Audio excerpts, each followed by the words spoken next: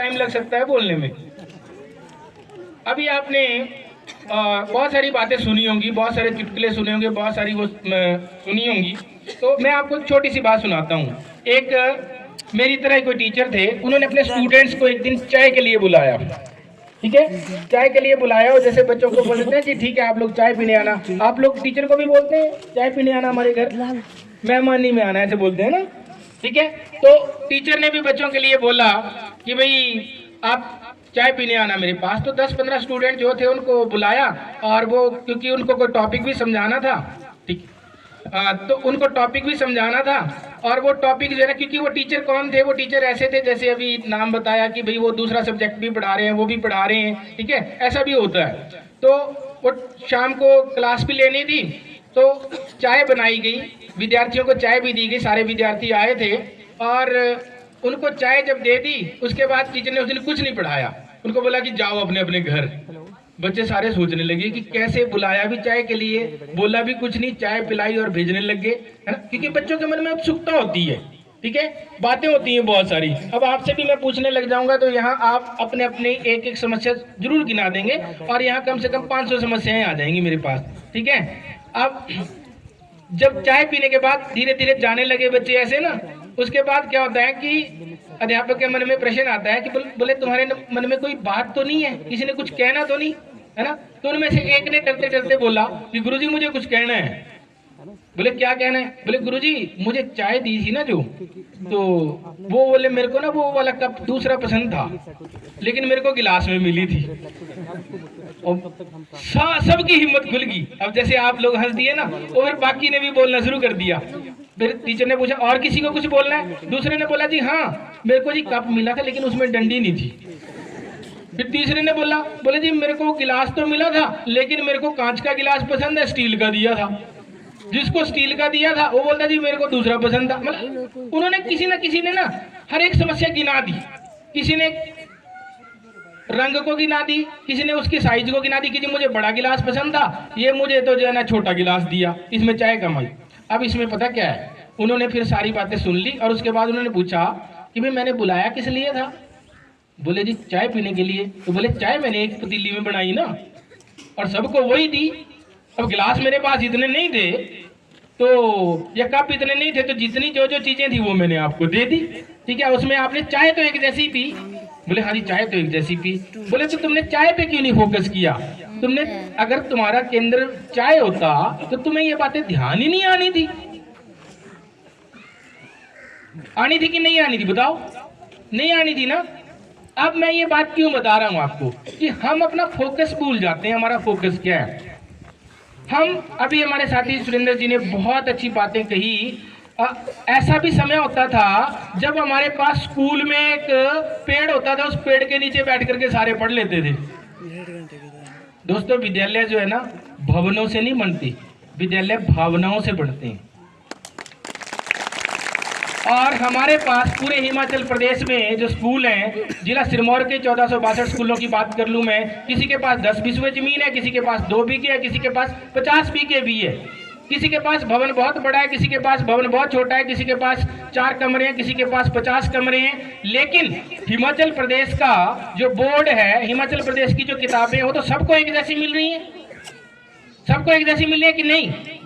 प्रश्न पत्र सबको एक जैसा आ रहा है, टाइम सबके लिए एक जैसा है, सुबह 9 से लेकर के 3 बजे तक या 10 से 4 बजे तक ऐसा ही टाइम है। टीचर्स का अभाव जरूर हो सकता है, लेकिन यदि शिक्षा में ये चीजें जो समान हैं, उन समान को देख करके हम सिर्फ अपनी पढ़ाई पे फोकस करें तो मेरे को लगता है कि हम बहुत ज्यादा अच्छे हैं।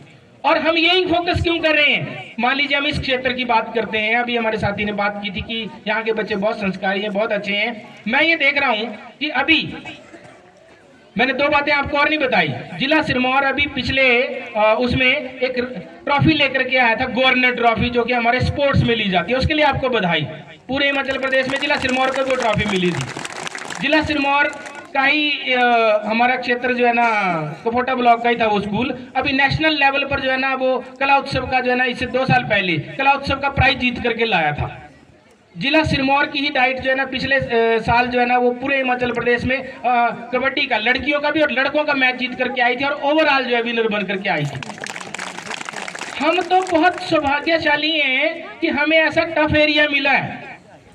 अब बोलते हो, आप बोले कि सौभाग्यशाली हैं। लोग जिम में जाते हैं 3-3 घंटे अपने वेस्ट करते हैं अपना शरीर फिट रखने के लिए। बताओ मेरे में से यहाँ कोई बैठा है वो अनफिट हो, कोई ओवरवेट हो? मेरे को तो आप जरूर बोल सकते हैं कि मेरा वजन हो सकता है कि 2-4 किलो ज्यादा बता देंगे, लेकिन आप में से किसी का वजन जो है ना ओवरवेट नहीं होगा, ना ही अंडरवेट होगा। मैं इस बात की गारंटी देता हूं। और इस बात के लिए यहाँ की भौतिक परिस्थिति जो है ना वो आपके लिए वरदान है, वो डिफिकल्टी नहीं है, वो वरदान है।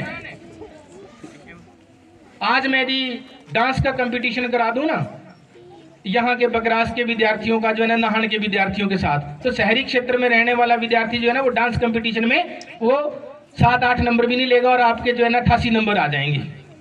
आ जाएंगे कि नहीं आ जाएंगे बताओ? अभी मैं आपको बोलूं कि किसी भी गाने पे, चाहे आपने फोक डांस पे किसी और पे करना है तो कर लेंगे कि नहीं कर लेंगे? बहुत अच्छे से कर लेंगे।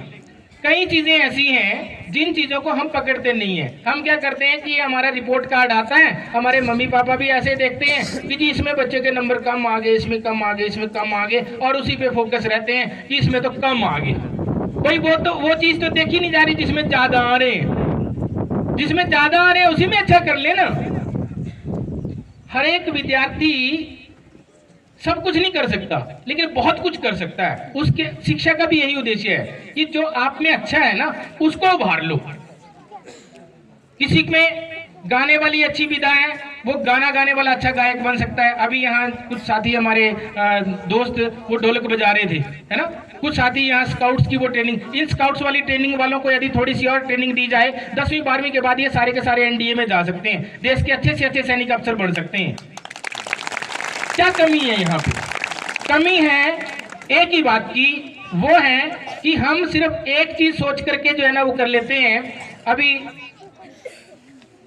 यदि मैं विद्यालयों की गणना कराने लग जाऊं ना, हमारे जगदीश जी कहेंगे कि ये तो कुछ भी नहीं है।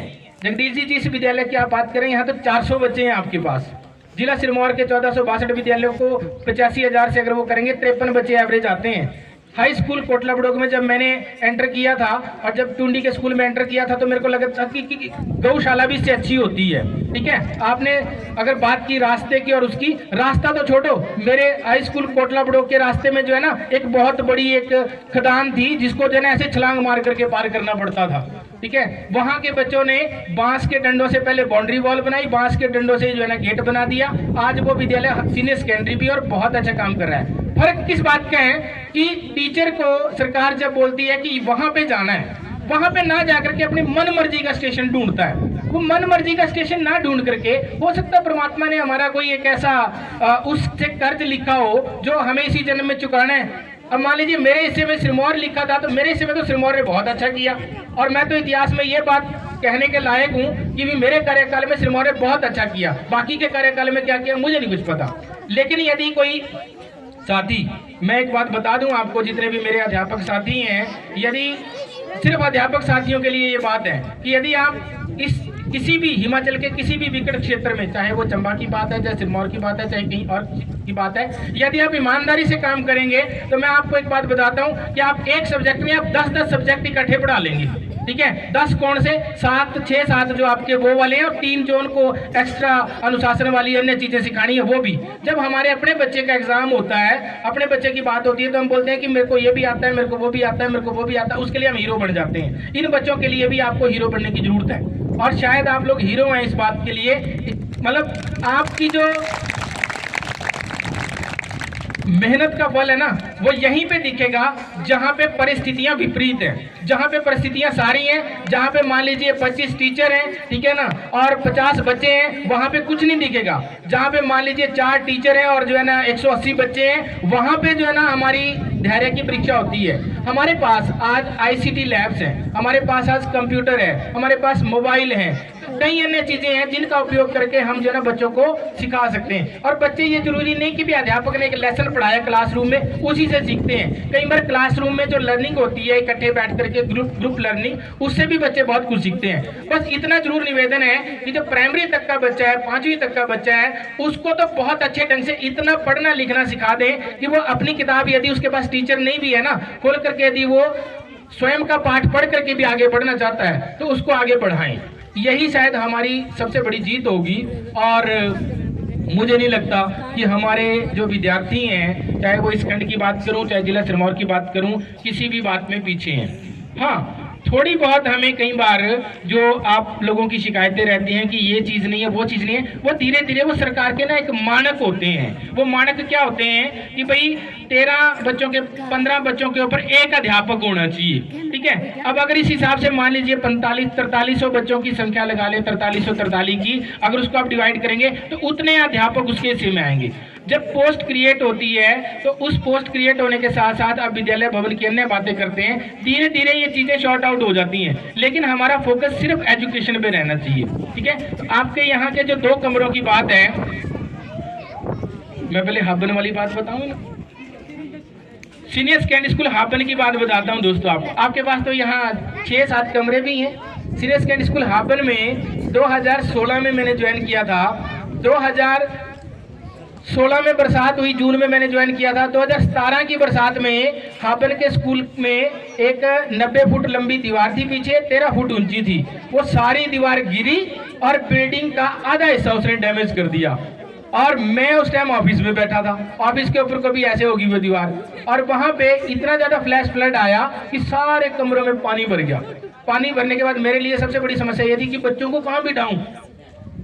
वहां भी करीब 150 बच्चे थे सीनियर सेकेंडरी स्कूल में। और जब मैंने फोन किया हमारे डिप्टी डायरेक्टर सर को कि बोले जी मौके के अफसर आप ही हैं, आप देख लो, ठीक है। और मेरे पास सारी बात पड़ गई। मैंने क्या किया कि वो एसएमसी का रिजोल्यूशन डालने का इतना टाइम नहीं था, अध्यापकों की बैठक बुलाई और फटाफट एक ऑर्डर किए कि ये बच्चे कल से यहाँ क्लास नहीं लगाएंगे, ठीक है।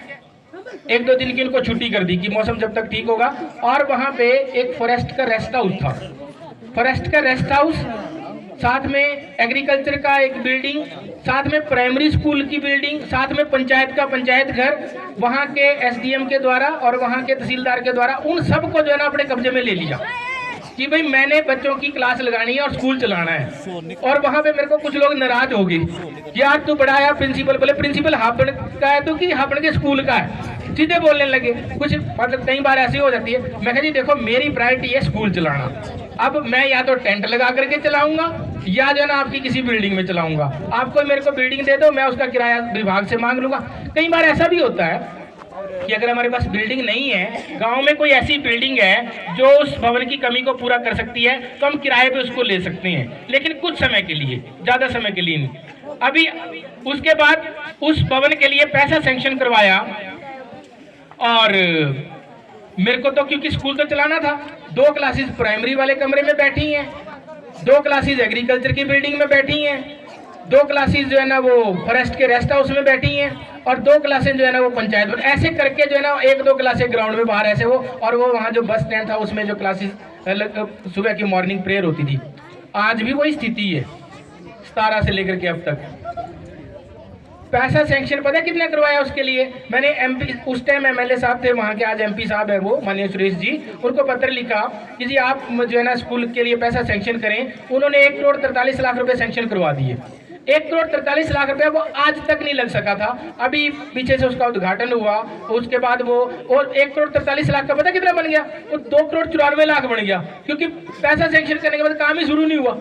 तो काम शुरू नहीं हुआ, स्कूल के बच्चे जो है ना अभी भी वहीं क्लासेस लगा रहे हैं उस यूज में। क्या वहां पे 4 साल में पढ़ाई नहीं हुई होगी? बोलो, हुई होगी कि नहीं हुई होगी? भाई हमारे लिए भवन समस्या नहीं बनना चाहिए, ठीक है। आसपास जो भी भवन है, जो भी सुविधा है, उसको हमें ढूंढना चाहिए और बच्चों को बिठाने के लिए, क्लासेस लगाने के लिए सबको सहयोग करना चाहिए। हमारा इनको सहर्ष सहमति देता हूँ, सहर्ष अनुमति देता हूँ कि वो 2 कमरे जो है ना आप सीनियर सेकेंडरी स्कूल की क्लासेस लगाने के लिए दें, और यदि बीआरसी भवन की भी जरूरत पड़ती है तो बीआरसी भवन में भी क्लासेस लगाएं। जगदीश जी आपको दिक्कत नहीं होगी, आपका तो नाम ही जगदीश है ना। लोग तो प्रेयर गाते हैं ना वो, ओम जय जगदीश हरे ना, आपकी भी ऐसे ही गाएंगे यदि आप इन बच्चों की सेवा करेंगे, है ना। क्योंकि मैं आपको शर्त देता हूँ, आप अभी बकरार से जाने की कोशिश ना करें, धर्मशाला जाने की कोशिश ना करें, ठीक है। स्टेशन तो वहाँ बहुत खाली मिल जाएंगे, लेकिन यदि आप यहाँ के बच्चों का भविष्य देखेंगे तो मैं आपको माता रानी से जो है ना ये निवेदन करता हूँ कि आपके बच्चों का, आपके परिवार का जो है ना वो खुद देखेगी, आपको सिर्फ इन बच्चों का देखना है। अध्यापक जो है ना कोई साधारण प्राणी नहीं होता। ये आपके पास मंडी से बैठे हैं, कुछ और लोग कहीं से भी बैठे हैं, ये एक भगवान का रूप है। ये बच्चे सुबह सुबह प्रेयर गाते हैं। मेरे को लगता है कि अध्यापकों को इस बात को समझना चाहिए। अभिभावक ऐसे बच्चों की उंगली पकड़ करके ले आते हैं, है ना, स्कूल में छोड़ देते हैं और बच्चे वहां पे प्रेयर गाते हैं, तुम ही हो माता तुम ही पिता हो, ऐसे गाते हैं ना। किसके लिए गाते हैं? एक उस भगवान के लिए, एक उन भगवान के लिए जो उनके सामने खड़े होते हैं। तो मेरे को लगता कि आपको उनकी इन भावनाओं को समझना चाहिए और इन बच्चों में जो भी अच्छा है, जैसा भी है, जिस बच्चे में जो प्रतिभा छुपी पड़ी है उसको निखारें आप और उनको अच्छे से अच्छा बनाने की कोशिश करें। इन बच्चों को जिम में जाने की जरूरत नहीं है फालतू। इन बच्चों को स्वास्थ्य है उसके लिए, मेंटेनेंस के लिए किसी फालतू के वो करने की जरूरत नहीं है। यहाँ की टफनेस जो है इनको वो देती है। इन बच्चों को कल्चरल हेरिटेज इस प्रकार से विरासत अपनी ये संजो सकते हैं और यहाँ के लोकल साधनों का उपयोग करके जो है ना बहुत कुछ कर सकते हैं किसी भी फील्ड में।